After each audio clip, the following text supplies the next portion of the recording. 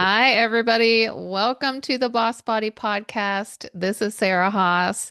I'm so happy you're with me today. If you are a regular listener, welcome back. Thank you so much for being here and for tuning in. And if you are new to the podcast, I am thrilled to have you. I have a great episode today because one of the things that I utilize in my life is mantras. And you may have heard a lot about mantras. Basically, it's just something that you repeat over and over again throughout your day, throughout your life. And it literally changes your brain. It changes your focus and it can rewire your brain toward wherever it is you're wanting to go. And I have Colleen Souza with me today. She deeply, deeply believes in the power of mantras. She is a recognized educator turned real estate leader. She's a speaker, and she has a new book called Living by the Mantras: Common Sense Wisdom for an Extraordinary Life.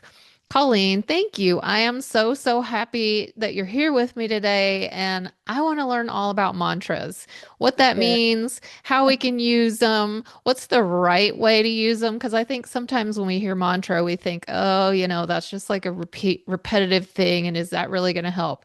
So I Yeah. can't wait to dive in. So thank you for being here. I am so grateful to have the opportunity. I always love chatting with people about what I love. So there you go. Absolutely, absolutely. So before we really start breaking down what mantras are and all those details, tell me how you got into this. What made you write the book? Where does that deep belief in the value of mantras stem from? Excellent question. It really stems from just my life experience. And that's, you always want to validate what it is you do. I am, as you shared, I was a teacher, but before that, I was a mom. Started that journey 32 years ago, almost 33 years ago. That's the age of my oldest. As I was raising my children, and I have three altogether, right now 32, 29, and then we call her God's little sense of humor. She'll be 21 in April. So I have a little bit of a split. So I've had quite the experience of the big kids, we call them, and Gracie. But as I was raising them, we had our set of rules in our household, and they were great kids, and they got along well with each other. They got along well with us, and when they went out into the world, they were always very respectful and doing what they were supposed to do. And I had people ask me, what are you doing? How are your kids like that? So I shrugged my shoulders and said, I don't know. And my husband and I started to pay attention. And we began to realize what we were doing. Now, you go forward, I was a classroom teacher, as you shared, for 20 years. And I always had students who performed very well academically, but I never sent kids to detention. And teachers were always like, what are you doing? The kids walk in your classroom and behave and not behave in ours? And because I taught middle school, which was, a crazy zone. But the bottom line was I realized by paying attention that I was using the same method there.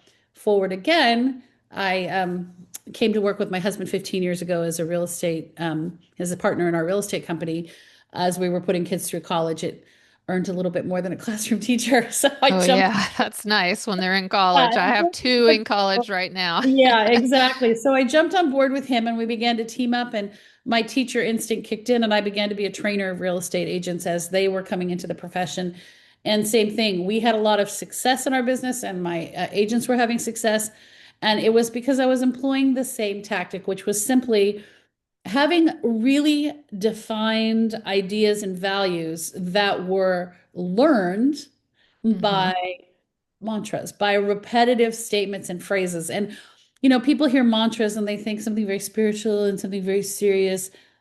They don't have to be. And they weren't necessarily, as far as the mantras themselves, that in our world, but what they represented was important and serious. So the best example I can get is if for the first three, if you ask my kids standing I love to do it when we're in a room full of people and, I'll go, hey kids, what's rule number one? And they'll say, keep your pants on. That was mantra number one in our household. And it was about making good choices. And that stemmed Hmm. out of my son used to grab his little shorts sitting in the car seat as a kid, and he'd get stressed really easy. And I'd say, calm down, dude, keep your pants on, make better choices. Don't be so stressed out. in our world, that's what choices, when I said keep your pants on to my kids, they knew mom's telling us to think about the choices we're making. Rule number two, if it's wet and it's not yours, don't touch it. And that was all about self-control, and they understood that. They knew that they were out of control. If I'd say, is it wet? Is it yours? "No, all right, fine, fine, fine, fine. And it was a silly little mantra in our world. Now, not all of them are that silly. Number three is leave it better than you found it. And that's about Hmm. respect. So some of them make more sense than others, but it's not so much the words that make the mantra as the meaning behind the mantra. And Yeah. what I discovered over time is it was having a really seriously positive effect on my children, on my marriage, on my life, on our family, in my classroom, and then eventually in our business. So I became a really passionate believer in the idea of that. And some people call them just quotes and phrases, proverbs, mantras. They're just, like you said, repeated often enough that when we see those words, they have a meaning, and that meaning has a powerful effect. So that's where they come from. Yeah, and I love how you made it very accessible for kids. So it definitely had a humorous twist to it. Oh yeah, oh yeah. And that resonates with kids. It's like, oh, keep your pants on. If it's wet and it's not yours, stay away from it. So it's kind of funny. It has a Yeah, little cheekiness to it, but it really can resonate with the kids, and it really that's does. something that can stick in their heads. And it needs to. And I mean, and it resonates, it makes adults chuckle, but it's still like number 20 on our list. And I don't after we got through the first three, they all had different ones that they're like, Mom, you have to do this one, Mom, you have to do this one. Because we sat down, I said, I'm gonna write a book and I'm gonna tell you right now, you're gonna be in it. So I'm gonna tell your stories. My poor children went to the school I taught at, so they were used to my older ones were used to abject humiliation because at break, my daughter would walk in my classroom and go, "Really, Mom? That story? You had to tell Oh, that I story." love embarrassing By my kids, by especially by in break, public. by break, everyone's like, "I heard what you did last night," and she'd be like, "Thanks, Mom." So that's just a part of the package. But um, as they shared, like number 20 that ended up on the list was always stop at the lemonade stand. And in our house, my husband is the master of generosity. Like I've always taught to be kind, but my husband is just uber generous. And he taught our kids from a young age, if we passed a lemonade stand, the man stopped. And if they wanted 50 cents for the cup, they got $5 for it. And then he would give them a little chat on what you're doing today is very important. You're learning what work is. Good job on working, that kind of a thing. And he taught my kids generosity.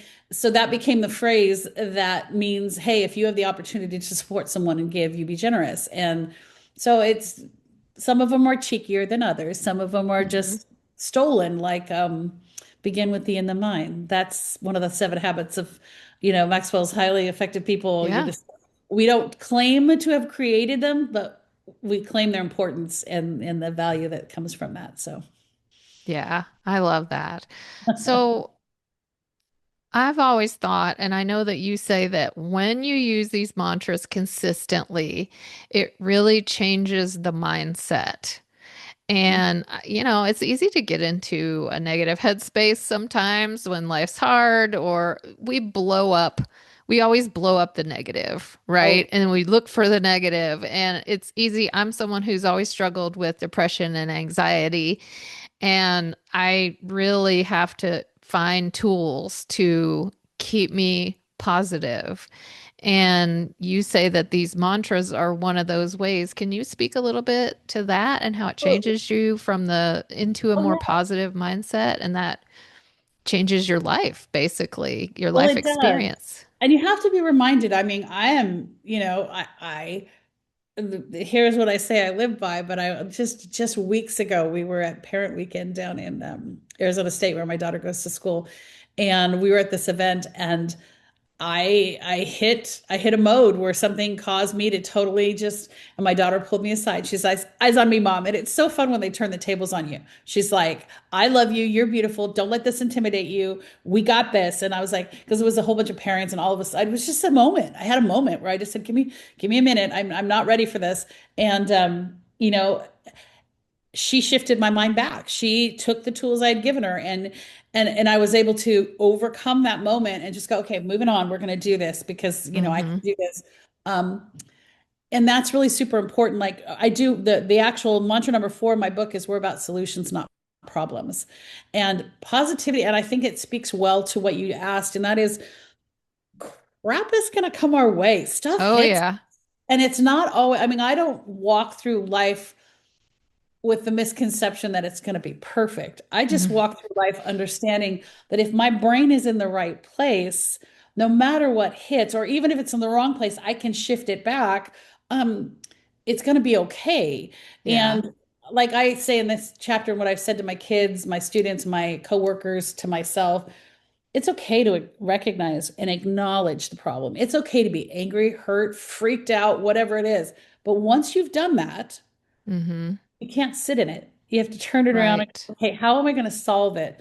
And one of the things I always share, and it's in the chapter on the positivity, is find 3 solutions to every problem because it makes you realize this is the mindset shift Hmm. that there's multi dimensions to your problem. There's other Yeah. people involved. There's other consequences involved. There's other ways to look at it than just being stressed out. So I think that it's just understanding we have the power, there's such a power to words, and we forget the power of words. And even when they're just speaking them to ourselves, they're just so powerful. So it's important to have these words that help your shift your mindset. Another really super good example that's my favorite is it's mantra number 10 in my book. My youngest was my grand experiment because I had some years of parenting behind me. My Hmm. other two were 12 and 10 when she was born. So like I kind of knew this parenting thing instead of just figuring it out every single day. And I had watched some social media videos of this guy that had his daughter look in the mirror and say something positive to herself every day. So I thought, I can do this. So when my little one got out of the car to go to kindergarten the first day, she had to tell me, I'm smart, I'm beautiful, and I'm going to have a great day. She did that Hmm. every day of her life. And Wow. COVID, when you know, hit and she wasn't leaving every day, and that's its own story. But what I watched is it developed, and sometimes she would say it flippantly, like I'd say, Grace, and she'd go, Sorry, beautiful, have a great day, Mom. She was gone. But she knew to say it. And we hit COVID, and there was a lot going on, and we're here in California, so we were completely shut down for a couple of Hmm. years. I noticed she was just getting kind of depressed and she was struggling, even though she was surrounded by family all the time. And I realized she stopped saying that for about 6 months. We stopped saying that. And so she and I sat down and talked about all the things that were dimensions around it. And I said, we're going to start doing that before I go into my office every day, before you go into your virtual classroom every day, you're still going to tell me. And I watched it turn her back around because those words were really powerful in her mind that she was smart, she was beautiful, she could handle the day, she had it. Hmm. And so once again, that was such a it was very powerful to me to watch how that transformed her and that meant a lot to her. And to this day, even if she's off at school, if she's really stressed about something or has an interview or has something, she'll call and go, I'm smart, I'm beautiful, I'm gonna have a great day. And she'll just hang up. That's it. She just wants to say it out loud to me so that it's been shared, it's out there. And Right. it's really a good example of how Yeah. words and shifting our minds can be to keep us positive. Yeah, and I like what you said about it is important to process those emotions. It's not about sweeping it under the rug. It's not about ignoring. Of course, things are going to cause you grief or sadness or anger, whatever. But there becomes a point where you are embodying that, you're identifying with that. Exactly. And sometimes we need tools to pull us out of that Mhm. because, like you said, shit's gonna happen. Life is It gonna is. happen. We It is. cannot control what will happen. And I think a lot of us spend too much time wishing it could be different, trying to reimagine, think, Yes. oh, well, what if this didn't happen? What if my marriage didn't break up? What if Right. I had, what if I didn't get fired or didn't get this job or whatever it is? And yes, it's good to spend a minute, whatever you need to process to release Absolutely. that emotion. But then the way I think of it is this happened and now what? Exactly. Because you have to move forward. You cannot change the Exactly. past. And when we dwell in it, it's the and I'm a high energy person, so pick your characters. I always those people that dwell in it, I call them my Eeyores, and I tend to be Yeah. Tigger. When you want to Yeah. pick little characters, I'm just Mm-hmm. bouncing around going, hey, it's gonna be all right, and there's Right. every version of it. But if you sit in the sorrow, you're Mm-hmm. gonna have a sorrowful life, and that's every emotion is valid, and I'm Yeah. very big on validating the emotion when when my kids, friends, my husband, myself, even I'll look in the mirror and go, okay, how you feel is very valid right now, Colleen, but why are you going to stay there? What are you going to do about it? Is it, do you like how Mm-hmm. you feel right now? And I think that's the Mm-hmm. biggest thing, is just having those moments where, and having a phrase. And whether when it comes to things like mantras, I laughed. I'll hold the book up. I was working with a graphic designer and I just gave some ideas. And the fact that she came back with a post-it note cover, if I was to turn my computer around I have a big screen that it's supposed to blow up my little screen across the room when I'm working at my desk. And I can't use it that way because it's covered in post-it notes. Everything's covered in post-it notes. All my notebooks, I have them everywhere. So I thought it was hilarious that on our own, that was one of the choices I had. So post-it notes work for me. You'll find them everywhere. But Mm-hmm. use a dry erase marker on your Yeah. bathroom mirror in the morning. Put a message. If that's where your bad conversation starts, find those mantras, those positive thoughts, and start there. Your rear view mirror. If you're a road rager, which my 21-year, I tell her all the time to keep a dry erase marker in the car and write on her rear view mirror, be nice or smile, or Yeah. I love people, because she just Yeah. is into this beast behind the wheel. And I laugh at it all the time. I'm like, who are you? And what happens when you get in the car? But wherever your point of weakness is, wherever your point of frustration or stress is, find a way. I mean, you're all about health and fitness.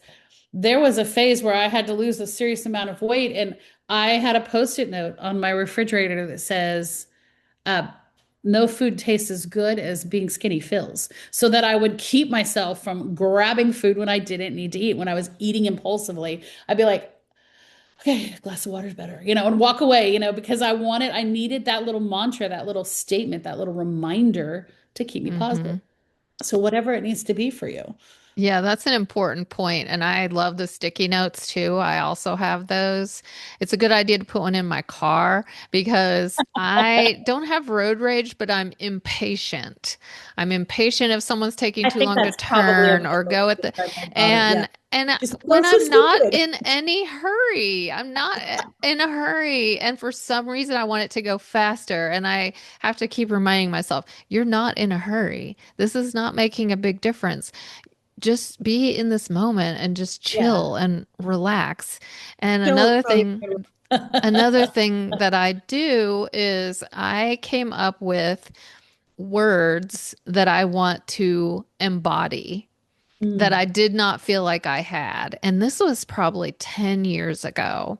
And I wrote them on a little post-it note. One was powerful, one was dynamic, one was confident, because I was in a place in my life where I was not feeling any of those.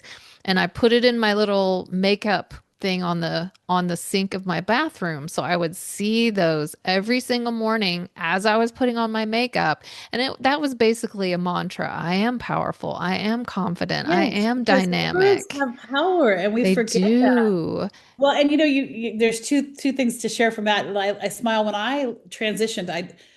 I got out of college, I became a classroom teacher. And so, in a sense, I never left the school schedule. When you're a teacher, it's not any different than when you're a kid. You know when you're going to go to the bathroom, when you're going to talk to other adults, exactly when you're going to eat, your life is very regimented by the bell schedule.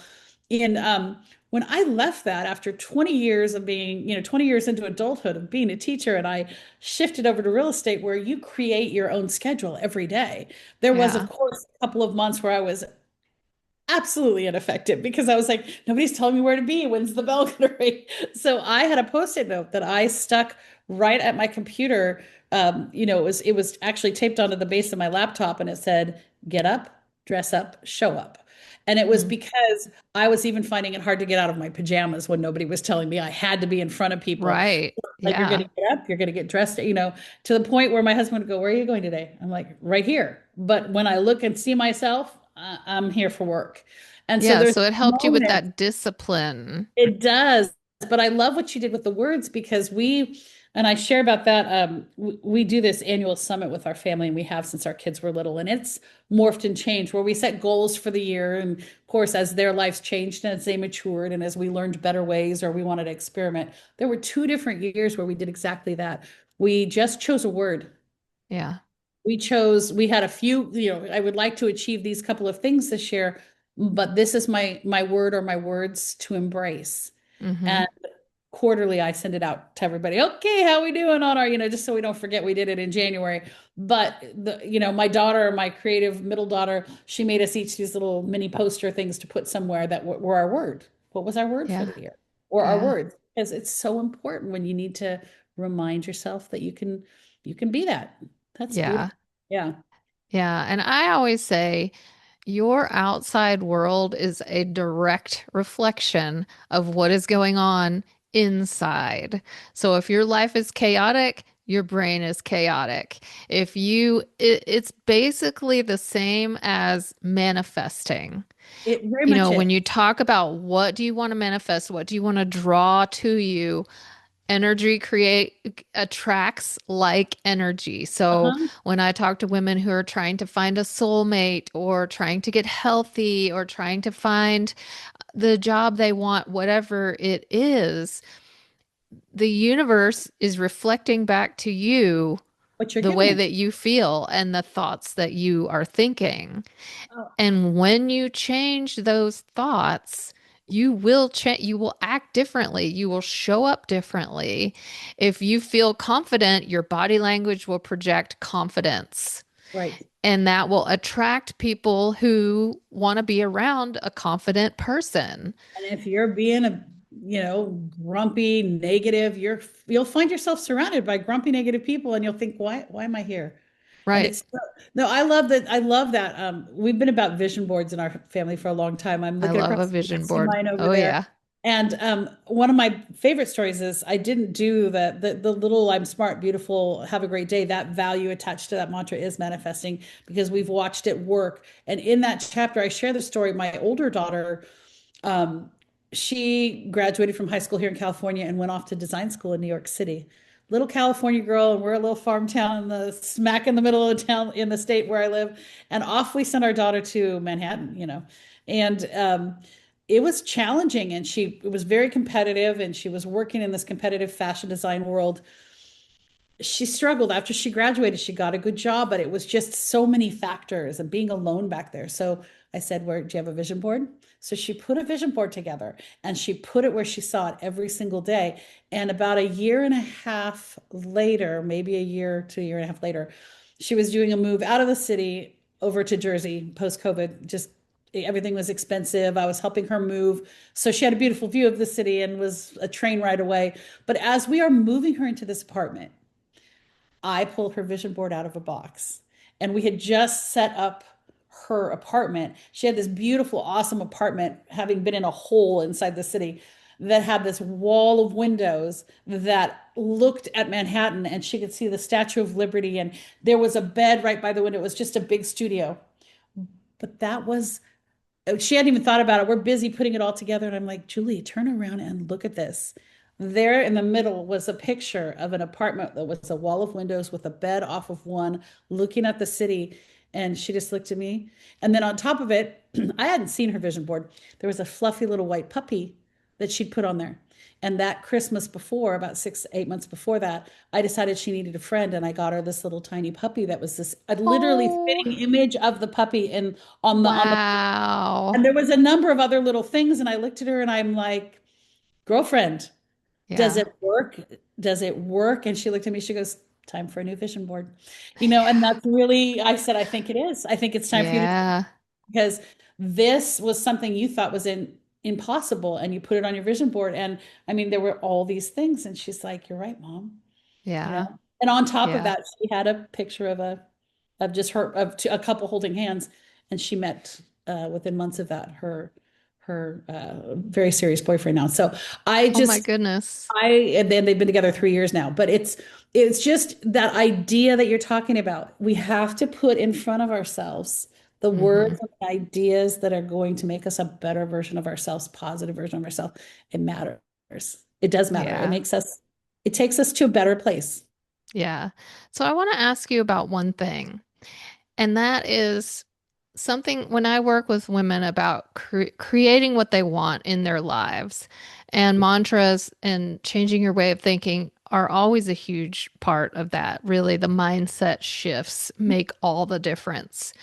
Agree. But sometimes they want to go from 0 to 100 all at once. Like, let's say they want to lose weight. So their vision board would be this super skinny, super fit woman. And they would look at that. And even though that's what they wanted to work toward, their brain immediately was like, that's like almost how, this going from 0 to 100, if you have a mantra that just does not feel true for you at all, then I feel like that almost kicks up negativity when you see it. You have to be realistic. You have to, I agree with you. I agree with you. You have to be, I,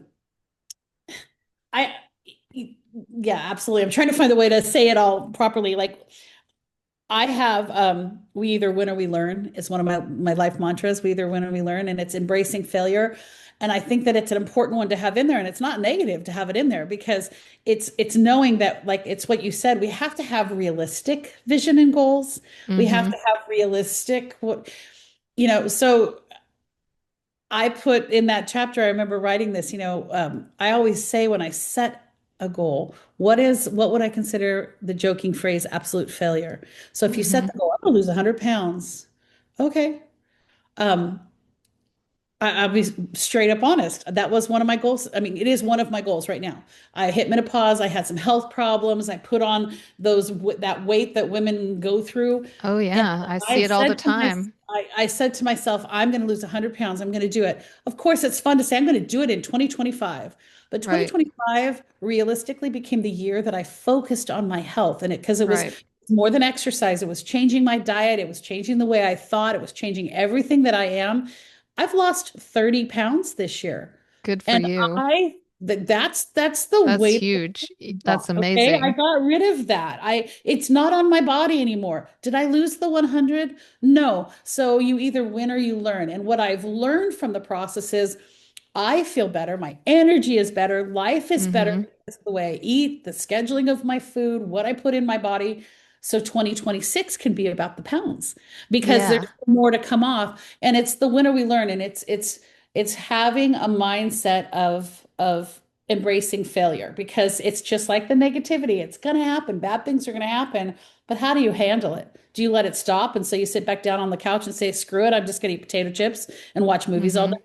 Or you're going to say, look at how far I've come. Look at what, Yeah. and as I speak, if my children or my daughter, my youngest daughter and husband are watching this, because that is where I struggle when I had my breakdown. I'm at this event and there's all these pretty skinny moms, and I got a reflection of myself and I went, that's not where I hope to be by this point. And so I had that moment of freaking Hmm. out about my failure. And my daughter, that's when she got in my face and said, Mom, look what you've done. Look where you are. Look at who you are. You've got this. And I'm like, you're right. Okay, get over Yeah. that. So, but Yeah. that was me embracing that failure, the failure that I'm not where I'd wanted to be, but was that realistic to Right. be there? And then how much further can I go? So I think that's a really valid one. It's so important. Hmm. So Hmm. you have to have a way that you take a look at what is failure. Failure is just learning, getting better. Yeah, the mantras are really about getting better. It's Hmm. about it has to be believable, but also, like you said, if you just focus on the end goal, Hmm. then you're not focusing on what's really behind the mantra. The I'm going to focus on my health this year. I'm going to nourish my body. I'm going to start doing things that feel good in my body with food, with exercise, with whatever, instead of I'm going to lose 100 pounds, which you immediately kind of shut down when you hear that because it just seems Like, huge. wait, was that real? Yeah. So it Exactly. really has to have energy and a ring of truth to it when you Mhm. set the mantras. Like when I had those words on my mirror, I didn't feel I embodied those. But what my goal was is to focus on these and take steps toward becoming what it Right. was. So the mantras are really more about the how versus the what. And they're about the how and the why, because yeah, Yeah, I'm much about the fact that they're not exactly the what, because the what is the end product, but right. the end product is always going to be better if you understand how you're going to do it and why you're going to do it. Those Yes. two things are so critical in helping us become anything. I mean, Yeah. anything. Yeah. We forget it. It's you're gonna take I love the example of a baby learning to walk, right? I mean, if we all didn't have the how and the why, we'd all be slithering around on the ground, because if Yeah. it got too hard, I mean, how many times does a baby fall on his bottom, hit his head on the Exactly. table, flop down? But it's that tenacity and the never giving up and the just Mm-hmm. deciding that I will be a walker because Mm-hmm. everybody else around me is walking and I'm not going to be the only one sitting on the floor. That drives them, pushes them, and then what is eventually they walk. And we Right. forget that as adults that we have to go through those, falling on our bottom, hitting our head on the table and smashing our fingers or whatever the things little kids do that start them squealing. But eventually the what happens. And that's Yeah. so important, so important. I love that. Yes, absolutely. So I want to mention to everybody listening that Colleen has a beautiful gift for us. It's called Change Your Thinking, Change Your Life. 5 mantras to begin now. So I know you guys are going to want to take advantage of that because it's sort of a little sneak peek into her book, which is Living by the Mantras, Common Sense Wisdom for an Extraordinary Life. You can get that everywhere, Amazon, anywhere books are sold.